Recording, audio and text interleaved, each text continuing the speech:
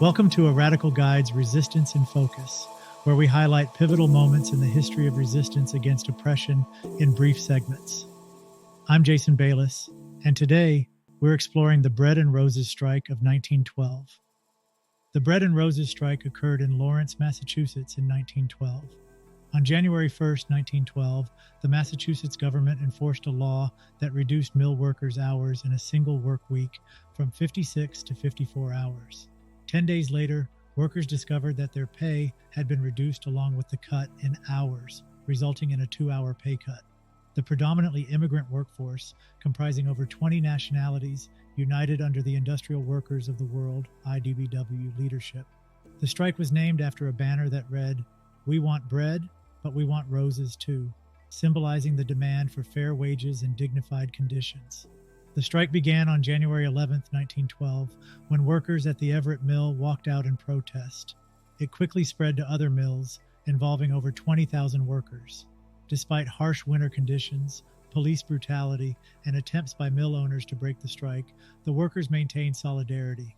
They organized mass pickets, relied on mutual aid, and garnered national attention.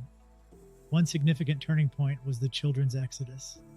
To gain public sympathy and reduce the financial burden on striking families, the strike committee arranged for the children of striking workers to be sent to supportive families in other cities, primarily New York City and Philadelphia.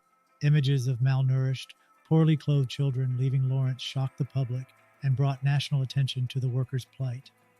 When authorities attempted to stop a second group of children from leaving, the ensuing confrontation, which included police beating women and children at the train station, further swayed public opinion in favor of the strikers. The Bread and Roses strike concluded on March 14, 1912, with a significant victory for the workers, who won a 15% wage increase in overtime pay. This strike had profound impacts, inspiring future labor movements and highlighting the power of solidarity across diverse groups. It set a precedent for labor rights, especially for immigrant workers and women. The phrase bread and roses has since become synonymous with the fight for economic justice and human dignity. A lesser-known fact about the strike is that it was one of the first major labor actions in which women played a crucial leadership role. Figures like Elizabeth Gurley Flynn and local leaders took center stage in organizing and sustaining the movement. The Bread and Roses strike was a catalyst for future labor movements. It underscored the necessity for organized labor and collective bargaining, setting the stage for subsequent workers' rights struggles.